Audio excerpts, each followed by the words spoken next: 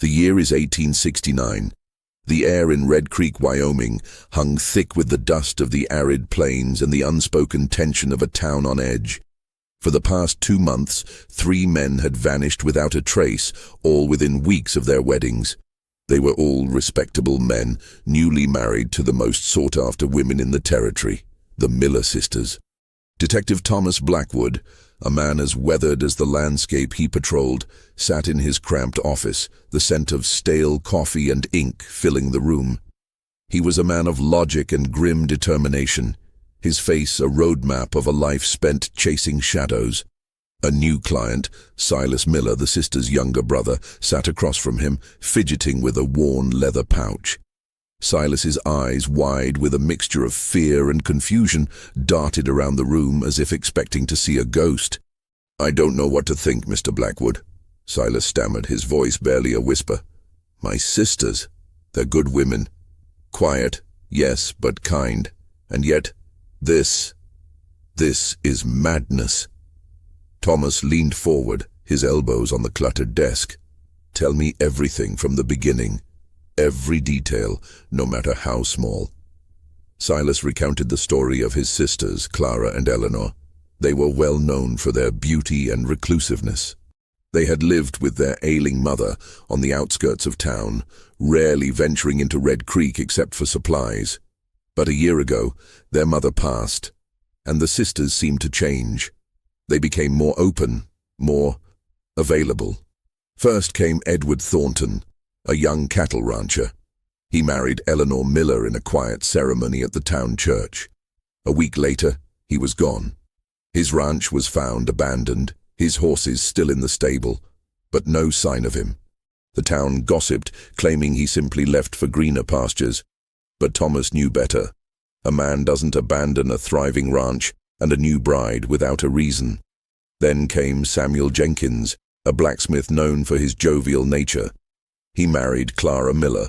A month later, he disappeared from his home, leaving his tools and half-finished work behind. Again, the town spun theories of him running off, but Thomas saw the pattern emerging. And now, the latest disappearance, William Thorne, the town's most prosperous merchant who had wed Eleanor. 2 weeks ago, he vanished from their newly bought home on the edge of town. This time, the silence was deafening. The town was no longer whispering, they were screaming. "And my sisters?" Thomas asked. "How have they reacted to these disappearances?" Silas's hands trembled. They act as if nothing happened. They're composed, serene. It's unnerving. They say their husbands simply left, that they weren't happy. But I know them, Mr. Blackwood. They're not like that. Something is terribly wrong. Thomas studied Silas's face, searching for any hint of deceit. He saw none, only genuine terror. Silas handed him the pouch. Inside, Thomas found a simple gold locket. "This belonged to William Thorne," Silas explained. "I found it buried in the backyard of the house he shared with Eleanor. It was half buried in the soil, like it had been dropped in a hurry. I didn't want the sheriff to get involved yet, not with my family. Please, Mr. Blackwood, find out what happened." Thomas took the locket, his fingers brushing the cool metal. He saw no magical symbols, no strange markings, just a plain gold locket. But its presence, half buried in the ground, felt significant. It was a tangible link to a man who had simply ceased to exist. That evening, a storm rolled in, a torrent of rain and wind that seemed to mirror the turmoil brewing in Red Creek. Thomas stood by his window watching the rain wash the dust from the streets. He knew he was walking into a hornet's nest. The Miller sisters were revered, but behind their beauty and quiet grace, he sensed a cold, calculating darkness. The next morning, Thomas began his investigation. His first stop was the Thorne residence. The house was immaculate, almost eerily so. The furniture was polished, the floors swept clean. There were no signs of a struggle, no broken windows or forced entry. It was as if William had simply walked out and never returned. He spoke with Eleanor Miller, a woman of striking beauty. Her dark hair was neatly pinned, her dress modest but elegant. Her eyes were a deep, unsettling blue, and they held his gaze with an unnerving calm. She spoke of William with a detached politeness, as if he were a distant acquaintance. "He was a restless man, Mr. Blackwood," she said, her voice soft and melodious. "He was not meant for the quiet life of marriage. I believe he has gone on a journey. He will return when he is ready." Her words were placid, but Thomas felt a chill. There was no sadness in her eyes, no grief for a missing husband. He pressed her on the locket. "I know nothing of it," she said, her expression unchanging. "Perhaps he lost it, or perhaps it was never his to begin with." Her composure was a mask, a flawless facade that hid something sinister. Thomas knew he had to dig deeper. He went to the Miller house, a small, unassuming cabin on the edge of town where Clara lived. Clara was a mirror image of her sister, but with a more reserved demeanor. She sat knitting by a roaring fire, the rhythmic click of her needles the only sound in the room. She spoke of her husband, Samuel, with the same cool detachment. "He was a man of wanderlust," she said, her hands moving expertly. "He was not content with the simple life. I am certain he has found a new path." Thomas asked about the 3 disappearances, the pattern that was now undeniable. Clara looked at him, her eyes as cold as a winter storm. "Men are like that, Mr. Blackwood," she said, a faint smile on her lips. "They come and go. It is a foolish woman who believes they will stay forever." Her words sent a shiver down his spine. He left the cabin, his mind reeling. The sisters were either masters of deception or victims of a terrifying coincidence. But Thomas's gut told him it was the former. He returned to his office, the locket still in his pocket. It was his only lead, a small piece of evidence in a case of monumental scale. The air was thick with mystery and the cold promise of something terrible waiting to be uncovered. He had to solve this, not just for the town, but for the ghost of the men who had vanished, and for the fear he saw in Silas Miller's eyes. The trail was faint, but it was there, and Thomas was determined to follow it, no matter where it led. This is just the beginning of a long and terrifying journey. If you want to see how this unfolds, make sure to subscribe to the channel and hit the notification bell so you don't miss the next chapters. We'll be back soon with more of this spine-chilling story. Thomas Blackwood's investigation led him deeper into the grim history of Red Creek. The day after his chilling encounters with the Miller sisters, he visited the town archives, a dusty, forgotten room at the back of the sheriff's office. The air was thick with the scent of old paper and neglect. Sheriff Brody, a man more interested in keeping the peace than digging for the truth, grunted a greeting and returned to his newspaper. Thomas pored over land deeds, birth certificates, and old newspaper clippings. He was searching for a connection, something that would explain the Miller sisters' cold detachment and the string of disappearing men. He found a promising lead in a series of articles from a decade ago. The Red Creek Gazette had reported on the tragic death of James Miller, the father of Clara and Eleanor. The official report stated he had died in a hunting accident, a fall from a cliff during a violent storm. But the tone of the articles suggested a different story. One article, dated October 1859, described James Miller as a troubled man, known for his volatile temper and heavy drinking. Neighbors had reported hearing screams and arguments from the Miller cabin on more than one occasion. The article hinted at domestic abuse, but the sheriff at the time, a man named Henderson, had dismissed the claims as family matters. The article concluded with the official ruling of accidental death, but the suspicion lingered in the carefully chosen words.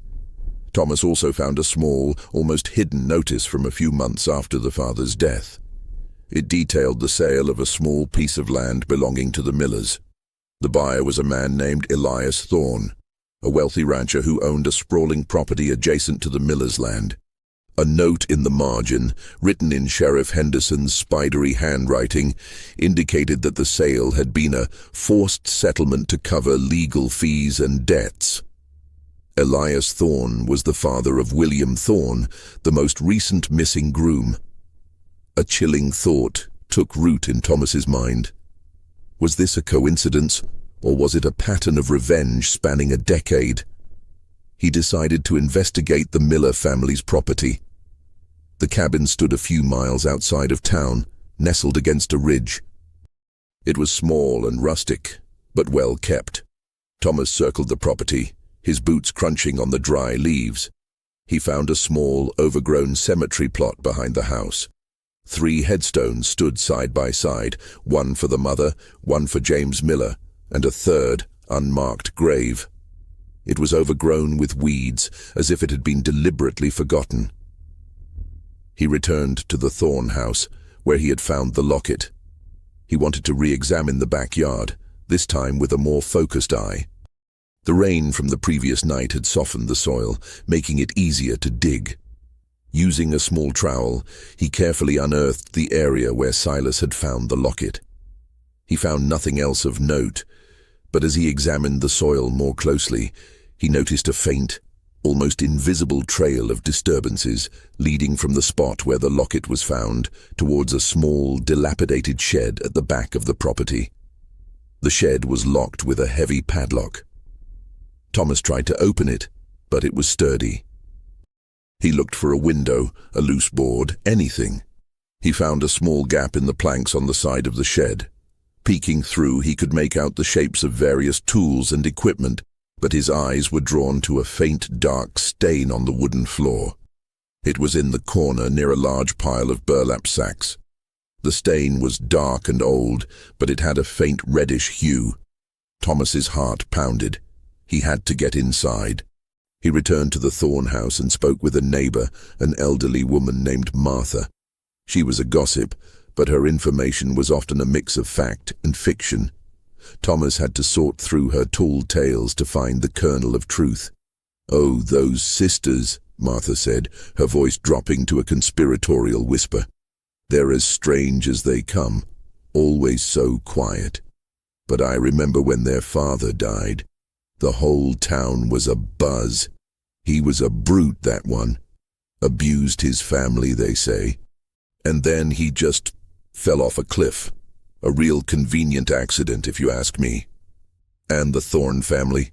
Thomas asked, trying to steer her back to the main topic. "The Thorne family? Humph. They're no better." Martha sniffed. "Elias Thorne, William's father, was a cruel, greedy man. He took advantage of the Millers after their father died, bought their land for next to nothing. Ruined them, he did. People said he had his eye on the Millers' land for years, even tried to buy it from James. But he refused. So when James died, he swooped in. It was a scandal." Thomas felt a shiver run down his spine. The pieces were starting to fit together. He thanked Martha and returned to the Thorne house. He needed to get into that shed, but he knew he couldn't do it with the sheriff's permission. Sheriff Brody was a friend of the Thorne family and would likely dismiss Thomas's suspicions as wild speculation. That night, under the cover of a moonless sky, Thomas returned to the Thorne property. He had a lockpick set, a skill he had honed during his time as a Pinkerton agent. The lock was stubborn, but after a few tense minutes, it clicked open. The shed door creaked open, revealing a musty, airless space. The smell of old wood and something else, something metallic and rotten, hit him. He lit a small lantern, its flickering light casting long, dancing shadows on the walls. The shed was filled with old farming equipment, dusty boxes, and tools. He made his way to the corner where he had seen the stain. He pushed aside the burlap sacks, his heart a drum against his ribs. What he found made him gasp. There on the floor were faint but undeniable bloodstains. They had been scrubbed clean, but the wood had absorbed the crimson, leaving a permanent mark. And next to the stains, he found a small, rusted knife, its blade dull and nicked. It was the kind of knife used for butchering cattle, but the dried, dark substance on it was not from an animal. It was from a man. Suddenly, a floorboard beneath his feet gave way. He stumbled back, a cloud of dust rising around him. He knelt down, his hand brushing against the loose board. He pulled it up, revealing a small, hidden space. Inside, he found a small box. He opened it, his hands trembling. The box contained a single, neatly folded piece of paper. He unfolded it carefully. It was a marriage certificate for William Thorne and Eleanor Miller, but a few words were scrawled in red ink at the bottom of the page, as if written in blood. An eye for an eye, a tooth for a tooth. The debt is paid. Thomas stared at the chilling message, his mind racing. This was no simple disappearance. This was a calculated act of revenge, a ritualistic settling of an old score. The locket, the shed, the family history, it all pointed to the Miller sisters. They were not victims, they were the perpetrators. But why were their husbands the victims? What was the true nature of their vengeance? Thomas knew the stakes had just been raised. He had to act fast, before another man disappeared, or before his own life was in danger. He had to confront the Miller sisters with what he had found. The trail of disappearing husbands had just led him to a horrifying truth, and he was about to face the two women who held the keys to this bloody mystery. Thomas Blackwood returned to his office, the marriage certificate with its macabre inscription clutched in his hand. The discovery in the shed had confirmed his worst fears. The Miller sisters were not just involved. They were the orchestrators of a horrific plan. The clues pointed to a long, simmering revenge plot against the families that had wronged them. The next step was to confront them, but he had to be careful. They were cunning and dangerous, and he was walking into their web. He spent the morning hours formulating his strategy. He couldn't go to the sheriff. Brody would dismiss his findings as circumstantial and likely warn the sisters. Thomas had to handle this himself, and he had to do it in a way that would force them to reveal the truth without putting his own life at risk. He decided to confront them separately, starting with Eleanor, the one he had met first. She seemed to be the more poised and controlled of the two. He rode out to the Thorne house, his mind replaying every detail of the case. The death of their father, the forced sale of their land to the Thorne family, the disappearances of the three grooms. It was all connected. He knocked on the door, and Eleanor answered, her face a serene mask. "Mr. Blackwood," she said, her voice as smooth as silk. "To what do I owe this visit?" "I have some new information, Miss Miller," Thomas said, his voice level. "Information that concerns your husband and the truth of his disappearance." Eleanor's composure faltered for a fraction of a second, a flicker of something dark in her eyes. "I'm afraid I have nothing more to tell you. William is simply gone." "I don't think so," Thomas said, pulling the folded marriage certificate from his pocket. He laid it on a small table in the foyer, the bloody red inscription facing her. Eleanor's eyes widened, a rare show of emotion, her hands clenched at her sides. "What is this?" she whispered, her voice trembling slightly. "It's a copy of your marriage certificate, Miss Miller. I found it in a hidden compartment in your shed, along with this." Thomas pulled the locket from his other pocket. "And I have reason to believe the bloodstains I found there are not from an animal." The facade of calm shattered. Eleanor's face twisted into a mask of fury and grief. "You have no right to be here. You have no right to meddle in our affairs," she hissed, her voice low and venomous. "Your husband's disappearances are not family affairs, Miss Miller. They are a crime. I know about your father's death. I know about the land that was stolen from your family by Elias Thorne. And I know you planned this." Eleanor's shoulders slumped. She looked at him with a mix of defiance and sorrow. "He took everything from us," she said, her voice laced with bitterness.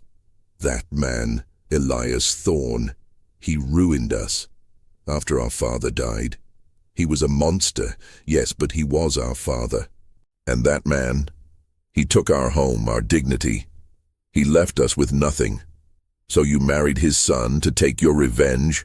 Thomas pressed. It was just, she said, her eyes burning with a righteous fire. He owed us. They all did.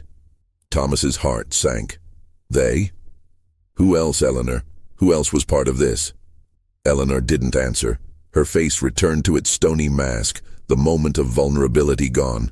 She simply turned and walked away, disappearing into the depths of the house. Thomas knew he wouldn't get anything more from her. He had to go to Clara. He rode back to the Miller cabin, the rain starting to fall again, a fine, cold mist that clung to his clothes. He found Clara knitting by the fire just as before. But this time, she looked up at him, her eyes filled with a knowing glint. Eleanor said you would be coming, she said, her voice calm. She said you were a man who knew too much. I know enough, Thomas said, standing in the doorway. I know about your father. I know about the Thorne family, and I know about the men who disappeared after marrying you. Clara's knitting needles stopped. The clicking silence was louder than any sound. What is it you think you know, Mr. Blackwood? I know you took revenge on the men whose families wronged you, Thomas said, his voice firm. The families of Edward Thornton, Samuel Jenkins, and William Thorne. Their fathers were all part of the accidental death of your father, weren't they? They were the ones who lied to the sheriff, who helped Elias Thorne steal your land. Clara's calm facade cracked. A single tear rolled down her cheek, but her eyes held no sadness, only rage. They thought they could get away with it, she said, her voice trembling with barely contained fury. They ruined us. They watched our mother suffer while their families prospered. They all had a hand in it. They all owed a debt. So you lured their sons, married them, and then, what? What did you do to them? Thomas asked, his heart a cold knot in his chest. Clara rose from her chair, her hands trembling. We gave them a choice, Mr. Blackwood. We offered them a chance to pay the debt their fathers owed. A choice? Thomas scoffed. What kind of choice? Clara looked at him, her eyes as vacant and chilling as a doll's. We offered them a chance to free themselves from their pasts, to escape the cycle of greed and cruelty. We offered them a new life. Thomas felt a wave of nausea. He was certain they hadn't simply let these men go. The inscription on the certificate, the bloodstains in the shed. It all pointed to something far more sinister. Where are they, Clara? He asked, his voice low and dangerous. Clara's lips curled into a faint, disturbing smile. They are where they need to be, free from their sins. They paid their debt, Mr. Blackwood, in full. Thomas knew he had to get out. These women were not just killers. They were fanatics, twisted by a decade of rage and grief. He had to get to the sheriff, convince him of the truth, and get help before they realized he was a threat. He turned and left the cabin, the feeling of 1,000 eyes watching him. The sisters had a secret, a horrifying truth that they were not willing to share. He knew he had to find the proof, a body, a witness, something undeniable. He had to find the missing grooms, or what was left of them. He was now a target, a man who knew too much. The game was no longer about solving a case, it was about survival. He rode back to town, the setting sun casting long, ominous shadows. The quiet, peaceful town of Red Creek was a facade. Beneath it, a dark and brutal history was unspooling, and he was at the center of it. The sisters had laid out their truth, but they had left out the most important and most horrifying detail. The final act of their vengeance. And Thomas knew he was the only one who could uncover it. Thomas Blackwood's mind was a whirlwind of possibilities. The sisters' chilling confessions and their vague, unsettling words about paying a debt had confirmed his suspicions, but they hadn't given him the whole picture. He knew where to look for the final piece of the puzzle, the unmarked grave behind the Miller cabin. He was sure it wasn't just a forgotten plot, it was a burial site. He waited until nightfall, the air thick with a cold, dry wind that whipped through the town. He grabbed a shovel and a lantern from his office and rode out to the Miller property. The moon was a sliver in the sky, offering little light. He had to rely on the flickering glow of his lantern to navigate the rocky terrain. The cabin was dark, the windows like vacant eyes. Thomas crept around the side of the house, his boots making no sound on the hard-packed earth. He found the small, overgrown cemetery plot. The 3 headstones stood like silent sentinels in the darkness. He walked to the unmarked grave, the one he had seen earlier, its shape a rough rectangle in the weeds. He took a deep breath, the cold air burning his lungs, and began to dig. The soil was hard and unforgiving, and the work was slow and arduous. He dug for what felt like hours, his muscles aching with the effort. He was about to give up when his shovel struck something hard. Not a rock, but something smooth. He knelt down, his hands sifting through the dirt. He found a small circular piece of metal. It was a brass button. He knew it was from a man's waistcoat. He continued to dig, his heart pounding in his chest. Soon, the outline of a body bag, a simple burlap sack, emerged from the dirt. He carefully pulled at the top of the sack, the coarse fabric tearing with a soft ripping sound. He held the lantern over the opening and peered inside. He gasped, a horrified sound that was swallowed by the wind. It was William Thorne. His face was pale and serene, as if he were sleeping. But a closer look revealed the truth. His body was a gruesome, meticulously mutilated mess.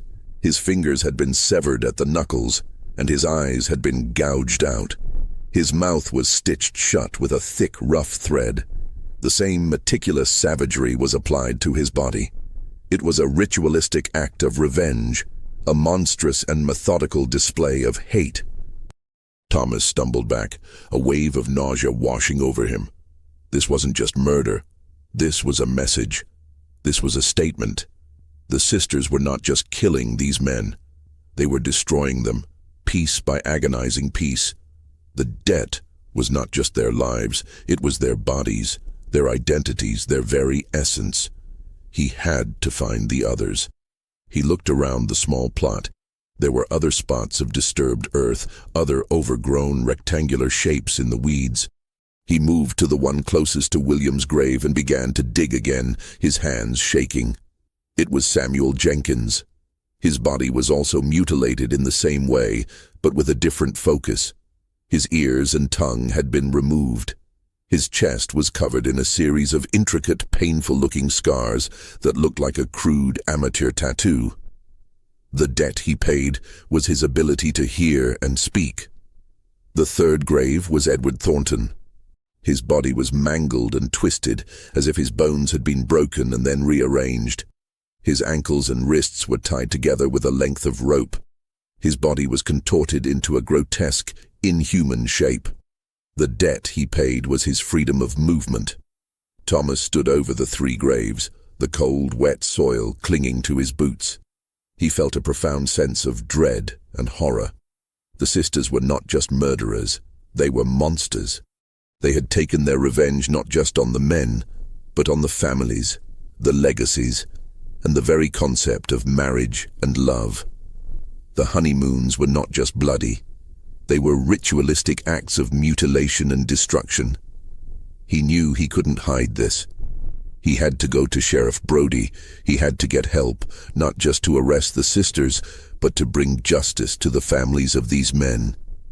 He carefully covered the bodies back up, leaving the graves as they were. He couldn't risk the sisters discovering his visit. He returned to town, the horror of what he had seen burning in his mind. He went to the sheriff's office. Brody was still there, dozing in his chair. Thomas woke him, his voice trembling with a mixture of fear and urgency. "Sheriff," he said, his voice raw, "we have to go. Now. To the Miller cabin. I found them." Brody grumbled, rubbing his eyes. "Found who, Blackwood? The sisters? What are you talking about?" "The missing grooms," Thomas said, his voice a whisper. "I found their bodies. In the backyard of the Miller cabin. They're all there, buried in unmarked graves. And what they did to them, it's beyond belief." Brody's face hardened. He looked at Thomas, a flicker of suspicion in his eyes. "Blackwood, I don't know what kind of story you're cooking up, but this is a serious accusation. You think those two women, those beautiful, quiet girls, are capable of something like this? What proof do you have?" Thomas took a deep breath, his hands shaking. "I saw them, Sheriff.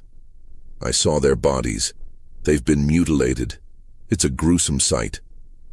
Brody sighed, a long, weary sound. He stood up, his hand on his revolver.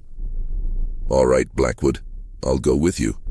But if this is some kind of a joke or a wild goose chase, you're going to regret it." They rode out to the cabin, the moon now a pale disk in the sky. The wind howled around them, a mournful sound. Thomas led Brody to the cemetery plot. He pointed to the 3 mounds of dirt. "This is where I found them," Thomas said, his voice flat. "The first one is William Thorne, the second is Samuel Jenkins, the third is Edward Thornton. We need to get a team out here and dig them up." Brody stared at the mounds, his face a mixture of disbelief and fear. He pulled out his own shovel and began to dig, his hands moving slowly, cautiously. The ground was still soft from the rain, and it wasn't long before the burlap sack was exposed. Brody carefully pulled it open, his eyes widening in horror as he looked at the mutilated body of William Thorne. He let out a gasp, his face turning ashen. "My God," he whispered, his voice shaking. "Blackwood, you were right. But why? Why would they do something so monstrous?" Thomas shook his head, the horror of the sight still fresh in his mind. "I don't know, Sheriff, but I'm going to find out. I have to. The debt they paid, it's more than just a revenge plot. It's a statement about what they've lost and what they've taken back." Brody stared at the body, his face a mask of shock and disgust. He stood up and looked at Thomas. "We need to get the town doctor out here. We need to get a team. And we need to go to that cabin and arrest those women. Now." Thomas nodded, a grim sense of satisfaction replacing his horror. He had found the truth. But he knew that the nightmare was far from over. The Miller sisters were about to face justice, but the real mystery, the chilling truth behind their monstrous acts, was yet to be fully uncovered. The Miller sisters were arrested without a struggle. Sheriff Brody and a team of deputies surrounded the cabin at dawn, the air still and cold. Clara and Eleanor stepped out onto the porch, their faces serene, their eyes holding no fear. They were silent as the deputies cuffed them and led them away. It was a chilling tableau, the quiet dignity of their surrender in stark contrast to the gruesome truth buried in their yard. Thomas Blackwood watched from a distance, a knot of dread in his stomach. The town was in a state of shock. The news of the buried bodies and their mutilated state spread like wildfire. The peaceful, quiet town of Red Creek was now the scene of a horrifying crime, and the perpetrators were the 2 women they had all admired. The sisters were held in separate cells in the town jail. Thomas, with Brody's permission, went to speak with Eleanor first. She was sitting on her cot, her hands clasped in her lap, her face impassive. "Why?" Thomas asked, his voice low and weary. "Why the mutilation? Why the ritual?" Eleanor looked at him, her eyes dark and empty. "It wasn't a ritual, Mr. Blackwood. It was a payment, a debt they owed us." "A debt for what?" Thomas pressed. "For their father's sins? For your father's death?" And Eleanor was silent for a long moment. A single tear traced a path down her cheek, but her expression remained unchanged. "You think you know, but you don't. You don't know the full story. You don't know what we've been through. Tell me," Thomas said, his voice pleading. "Help me understand." Eleanor took a deep breath, her gaze fixed on the barred window. "Our father. He was a monster. He was a drunk, a brute. He was cruel to my mother, to us. He beat her, he starved her, he tormented her, and the men who helped him die. They were the very men who stood by and did nothing. They were complicit in his cruelty, and their sons were raised on that same poison. So you took revenge on them." Thomas asked, his heart sinking. No, Eleanor said, her voice shaking. We didn't take revenge. We gave them a chance to pay their debt. When we married them, we told them the truth. We told them what their fathers had done. And we told them they had a choice. They could atone for their sins, for their father's sins, and give us something back. Thomas's mind reeled. What did they give you, Eleanor? What could they possibly give you to make up for a lifetime of pain? Eleanor's eyes welled up with tears, and her composure finally broke. She let out a sob, a raw, guttural sound that echoed in the small cell. They gave us their love, their trust, their bodies. They gave us back what our father had taken from us. He had mutilated our mother's soul, and we took back their bodies. Thomas felt a shiver run down his spine. The sisters were not just seeking revenge. They were reenacting their own trauma. The mutilations were not random. They were a macabre reflection of the psychological and emotional wounds inflicted on their family. The gouged-out eyes, the stitched-shut mouths, the broken bones. It was all a horrifying metaphor for the silent screams, the blind obedience, and the broken lives that their father had created. He left Eleanor and went to Clara's cell. Clara was sitting in the same pose as her sister, but her eyes held a different kind of pain. They were filled with a profound, almost primal sadness. "She told you, didn't she?" Clara said, her voice a whisper. "She told you about the debt, about what we did." Thomas nodded. "I want to hear it from you. Why did you do this, Clara?" Clara looked at him, a raw vulnerability in her eyes. "My mother. She was a kind, gentle woman, but she was broken by our father. He took her voice, her sight, her strength. He twisted her into a thing of silent suffering. And when he died, the men who had stood by and watched, they took everything else. They took her home, her land, her dignity. They left her with nothing but her memories of pain. So the mutilations, they were a reenactment of your mother's suffering?" Thomas asked, his voice barely audible. Clara nodded, a single tear rolling down her cheek. "We took from them what they had taken from her, the eyes that saw her suffering and did nothing, the mouths that lied and betrayed her, the hands that stole her land. We gave them a chance to pay a debt that was centuries old, the debt of complicity, of greed, of silence." Thomas felt a profound sense of sorrow. These women were not born monsters. They were created by a lifetime of abuse and neglect. Their revenge was not just a crime, it was a desperate, twisted cry for justice, a silent scream that no one had heard until now. He left the jail, the weight of their confessions heavy on his heart. He went to Sheriff Brody's office. Brody was sitting at his desk, his head in his hands. "I can't believe it, Blackwood," Brody said, his voice choked with emotion. "I knew their father was a brute, but I had no idea. I had no idea it was this bad." "No one did, Sheriff," Thomas said. "They suffered in silence, and in their silence, they created a monster." Thomas went home, the horror of the day's events replaying in his mind. He knew the sisters were guilty, and they would be hanged. But he also knew that their story was a testament to the dark side of human nature, a chilling reminder that trauma, if left unchecked, can fester and create a nightmare. The Bloody Honeymoon was not just a tale of murder and revenge. It was a story of a silent scream, a cry for justice that was finally heard, but at a horrifying cost. The trial of the Miller sisters was the most anticipated event in the history of Red Creek. The small courthouse was packed with a mix of morbid curiosity and righteous anger. The town wanted to see the monsters, the beautiful, quiet women who had committed such monstrous acts. Thomas Blackwood was the star witness. His testimony a meticulously detailed account of his investigation, from the locket to the bloody shed to the horrific discovery of the mutilated bodies in the backyard. The prosecution, a stern, unyielding man named Frank Wallace, laid out the case with cold, brutal efficiency. He painted the sisters as calculating, cold-blooded killers, driven by a twisted sense of revenge. He described the mutilations in graphic detail, using the gruesome photographs as exhibits. The jury, made up of men who had known the sisters for years, looked on with a mixture of disgust and disbelief.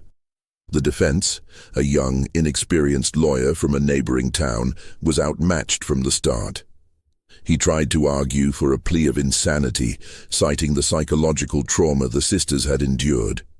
He brought up the abusive father and the complicit townspeople, but his words fell on deaf ears. The jury saw only the monsters, not the victims. Thomas watched the proceedings with a heavy heart. He had seen the sisters' pain, heard their confessions. He knew they were not simply monsters. They were products of a brutal system of abuse and silence. But he also knew that their actions were unforgivable. He had to tell the truth, the whole truth, no matter how much it hurt. He took the stand, his voice steady and clear. He recounted his conversations with Eleanor and Clara, their chilling confessions, their reasons for the mutilations. He explained how they had sought to pay a debt, to reclaim what had been taken from them. The jury listened, their faces a mix of horror and confusion. The prosecution cross-examined him, trying to twist his testimony into a justification for the sisters' actions. "Mr. Blackwood," Wallace said, his voice sharp, "you seem to have some sympathy for these women. Do you believe their trauma excuses their crimes?" "No," Thomas said, his voice firm. "I don't. A crime is a crime. But a motive is a motive, and to understand the crime, you have to understand the motive." Wallace scoffed. "A motive of revenge is still a motive for murder. You're trying to make them out to be victims." "They were victims, Mr. Wallace," Thomas said, his voice rising. "They were victims of a system that allowed their father to abuse them and their mother in silence. They were victims of a town that looked the other way. Their revenge was a grotesque and horrifying act, but it was born of a lifetime of pain and suffering." The jury looked on, their faces unreadable. Thomas felt a profound sense of frustration. He knew they were not seeing the whole picture. They were seeing the monsters, not the broken, scarred women who had been pushed to the brink. Eleanor and Clara sat at the defense table, their faces as serene as they had been on the day of their arrest.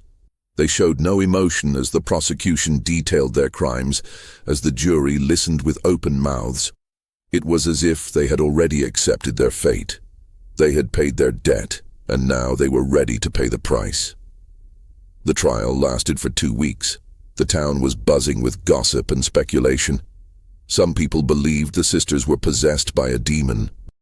Others believed they were just pure evil. No one seemed to understand the chilling truth of their confession. Finally, the jury was sent to deliberate. The town held its breath. Thomas stood outside the courthouse, the sun warm on his face, but he felt a cold chill run through him. He knew what the verdict would be. The evidence was overwhelming, and the town's prejudice was too strong. The jury returned in less than an hour. The foreman, a man who had known the Miller family for years, stood and read the verdict. "We, the jury, find the defendants, Clara Miller and Eleanor Miller, guilty of the murders of Edward Thornton, Samuel Jenkins, and William Thorne." The town let out a collective sigh of relief. The sisters were convicted. Justice had been served. But Thomas felt no sense of victory. He felt a profound sense of sadness. He had a chilling feeling that the story was not over. The sisters had a secret, a final secret that they had not yet revealed. A secret that would change everything. The verdict was in. Guilty on all counts. The judge sentenced the Miller sisters to be hanged at dawn on the following Friday. The town of Red Creek let out a collective sigh of relief, but a palpable sense of unease lingered. The beautiful, quiet women they had known were now convicted killers, a horrifying reality that was difficult to process. The sisters were taken back to the town jail. Their composure was unwavering. They were calm, almost serene, as if they had already accepted their fate. Thomas Blackwood visited them one last time with the permission of Sheriff Brody. He needed to understand the final piece of the puzzle, the one they had hinted at but never fully revealed. He went to Eleanor's cell first. She was sitting on her cot, her hands clasped in her lap. "The verdict is in, Eleanor," Thomas said, his voice low. "You're to be hanged on Friday." Eleanor nodded, her eyes closed. "I know, it is what it is. The debt is paid. Now we pay the price." "Eleanor," Thomas said, his voice pleading.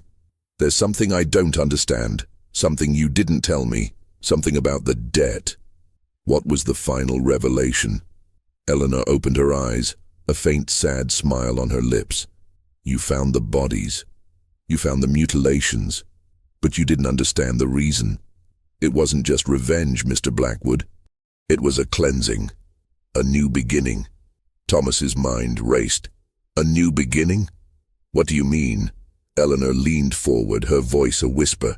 "Our father. He was a cruel man. He abused our mother, yes, but he also abused us. He took from us our childhood, our innocence, our dignity. He left us with a wound that could never heal. We saw him in every man who came into our lives. We saw his cruelty, his greed, his violence. We couldn't escape him. He was a ghost, a presence that haunted our every waking moment." "So you killed your husbands to get rid of him?" Thomas asked, a horrifying thought forming in his mind. Eleanor shook her head. "No, we killed them because they were just like him. They were abusive, controlling, and manipulative. They were cruel to their wives, their families, and their friends. We chose them because we knew they were just like our father. We saw the same poison in their eyes." Thomas's blood ran cold. "You're saying they were all like your father?" Eleanor nodded, a profound sadness in her eyes. "Yes. We didn't choose them for their money or their status. We chose them because we knew they were just like him. We had to do it. We had to stop them. We had to free their victims." Thomas felt a wave of disbelief. Could it be true? Could all three men have been monsters? He remembered the stories the townspeople had told him, of the men's jovial nature, their respectability. But then he remembered the whispers, the rumors of their private lives, their controlling behavior, their anger. He had dismissed them as gossip, but now he wondered if there was a grain of truth to them. He left Eleanor's cell and went to Clara's. Clara was looking at the small barred window, a faint smile on her lips. "He told you, didn't he?" she said, her voice a whisper. "He was the first. He was the one who was just like him."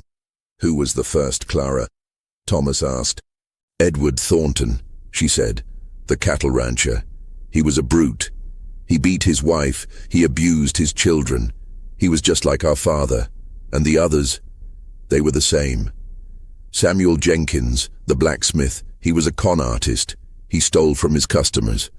William Thorne, the merchant, he cheated his partners. He was a thief. They were all just like him. They were all monsters." Thomas felt a chill run down his spine. The sisters were not just seeking revenge for their past. They were enacting a twisted form of justice for the present. They were not just killing to avenge their father's death. They were killing to save other women from the same fate. He left the jail, his mind in a state of turmoil. He had to check the facts. He had to find the truth. He went to the town's records, searching for any reports of abuse, of theft, of cruelty. He found a few hidden in the dusty archives, reports of Edward Thornton's brutal treatment of his ranch hands, of Samuel Jenkins's shady business dealings, of William Thorne's frequent arguments with his partners. He had dismissed them before, but now he saw the pattern. The sisters were right. Thomas went to Sheriff Brody's office. "Sheriff," he said, his voice urgent, "we need to go to their cabins. We need to find their victims. The sisters weren't just killing for revenge. They were doing it to save other women. We need to find the victims of these men. The town needs to know the truth." Brody looked at him, his face a mixture of disbelief and confusion. "Blackwood, what are you talking about? They're killers. They're monsters. The trial is over." "No, Sheriff," Thomas said. "It's not. The debt they paid. It was to save the victims of these men, the women they abused, the people they cheated. We need to find them. The town needs to know the whole story." Brody sighed, a long, weary sound. "All right, Blackwood, but if this is another one of your wild goose chases, I'm going to lock you up." They rode out to the cabins of the missing men. They found no one, but they found something else. In Edward Thornton's cabin, they found a small, hidden diary. It was filled with the frantic scribblings of his wife, a woman named Sarah. She wrote about her husband's abuse, his cruel nature, his violent outbursts. She wrote about her fear, her desperation, her hope that one day he would simply disappear. Her words were a mirror image of the sisters' confession.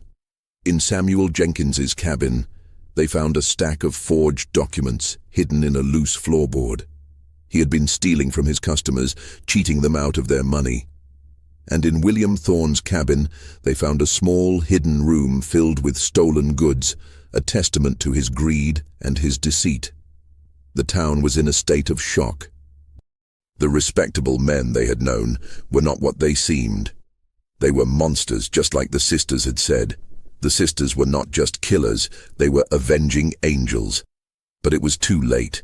The trial was over. The verdict was in. Thomas felt a profound sense of sadness. The sisters had a secret, a final revelation that they had kept to themselves until the very end. They had taken on the mantle of justice, but at a horrifying cost. The town was about to learn the truth, but it was too late to save them. The Bloody Honeymoon was not just a tale of murder and revenge. It was a story of a silent cry for justice, a cry that was heard, but too late. Please make sure to subscribe to the channel and hit the notification bell. You won't want to miss the final chapters of this story. We're about to face the true, horrifying reality of the Miller sisters' actions. The shocking discovery of the victim's true nature sent a ripple of chaos through Red Creek. Thomas Blackwood and Sheriff Brody presented their findings to the town council. The forged documents, the diary, the stolen goods, all of it painted a horrifying picture of the men who had vanished. The townspeople, who had so eagerly condemned the sisters, were now faced with a moral paradox. Were the Miller sisters still monsters, or were they avenging angels? The news spread like wildfire. The town was divided. Some people, especially the women who had known the victims' wives, spoke out in support of the sisters. They recalled the quiet suffering they had witnessed, the veiled hints of abuse and cruelty. They saw the sisters not as killers, but as liberators. Other people, especially the men, saw the sisters' actions as a dangerous precedent. They argued that regardless of the victim's sins, murder was still murder. The law was the law, and the sisters had broken it. The media from neighboring towns caught wind of the story. Reporters swarmed Red Creek, turning the quiet town into a media circus. The trial of the sister monsters became a national sensation. The story was no longer just about a series of gruesome murders. It was a debate about justice, morality, and the price of vengeance. Thomas Blackwood, now a reluctant hero, was hounded by reporters. He gave an interview to the Denver Post, carefully choosing his words. He spoke about the sisters' trauma, their silent suffering, and their twisted sense of justice. He didn't condone their actions, but he explained their motivations, painting a complex and nuanced picture of their lives. Sheriff Brody, a man who had always valued the simple truths of the law, was now in a moral quandary. He had arrested the sisters, he had testified against them, and he had secured their conviction. But now, he was faced with the horrifying truth of their victims' lives. He knew the law demanded their execution, but his conscience told him that they were not just cold-blooded killers. They were victims of a society that had failed them. The date of the execution, Friday at dawn, loomed large. The town was buzzing with talk of a petition, a plea for clemency. Some people wanted the governor to intervene, to spare the sisters' lives. But the clock was ticking, and the wheels of justice were already in motion. On the day before the execution, a large crowd gathered outside the jail. They were a mix of protesters, journalists, and curious townspeople. Some held signs that read, "Justice for the Sisters," while others held signs that read, "The law is the law." The air was thick with tension and uncertainty. Thomas went to visit the sisters one last time. He found them sitting in their cells, their hands clasped, their faces serene.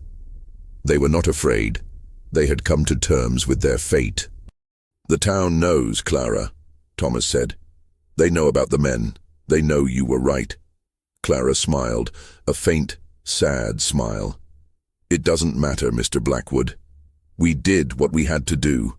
We paid the debt. And now we will pay the price."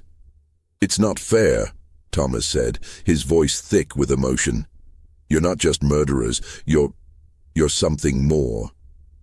Eleanor looked at him, her eyes filled with a profound sense of peace. "We are what we are, Mr. Blackwood. We are the ones who were brave enough to do what no one else would. We are the ones who took justice into our own hands." Thomas left the jail, his heart heavy. He knew they were right. They were not just killers. They were a product of their circumstances. They were a cautionary tale, a chilling reminder of what happens when a community turns a blind eye to suffering and injustice. He went to Sheriff Brody's office. "Sheriff," he said, "we have to do something. We can't let this happen. We can't let them hang. The town knows the truth. They're not just murderers." Brody sighed, running a hand through his hair. "I know, Blackwood. I know. But the law is the law. The governor won't intervene. They're going to hang." Thomas felt a sense of despair. He had found the truth, he had revealed the motive, but it was all for nothing. The sisters were going to die, and the town would be forever haunted by the memory of their terrible acts and the horrifying truth of their victims' lives. The sun rose on Friday morning, a pale, anemic disk in the sky. The gallows had been erected in the town square, a grim and silent monument to justice. A large crowd had gathered, their faces a mix of sorrow, anger, and morbid curiosity. The sisters were led to the gallows, their hands cuffed, their faces impassive. They were a vision of quiet dignity, a stark contrast to the grim proceedings. They looked out at the crowd, their eyes scanning the faces of the people they had known their whole lives. As the noose was placed around their necks, Eleanor looked at Thomas, her eyes holding a silent message. She smiled, a profound, serene smile.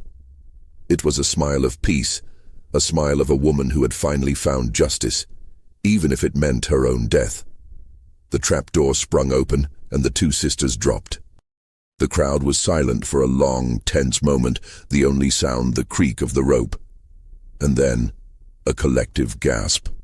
The town of Red Creek would forever be haunted by the memory of the two sisters who, in a chilling act of vengeance, had brought a horrifying truth to light. The Bloody Honeymoon was not just a story of murder.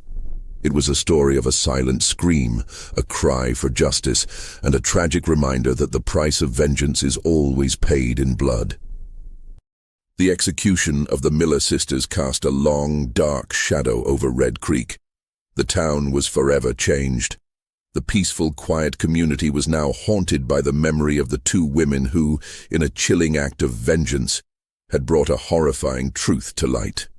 The gallows were dismantled, but the memory of the sisters' final moments, their quiet dignity in the face of death, lingered.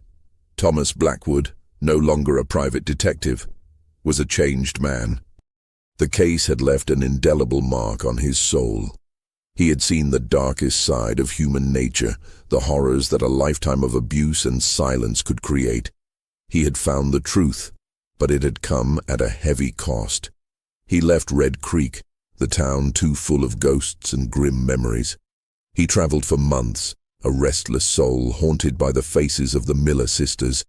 He tried to forget, to move on, but the images of the mutilated bodies and the sisters' serene, knowing smiles were burned into his mind. He couldn't shake the feeling that he had failed them. He had found the truth, but it had come too late. One night, in a small town in Kansas, he was drinking in a local saloon. A man with a weathered face and a haunted look in his eyes sat down next to him. He was a reporter from the Denver Post, the same one who had interviewed Thomas. "You're Thomas Blackwood, aren't you?" the reporter asked, his voice low. "The detective from Red Creek?" Thomas nodded, his face impassive. "I was. I followed your story," the reporter said. "The Bloody Honeymoon, the Miller sisters.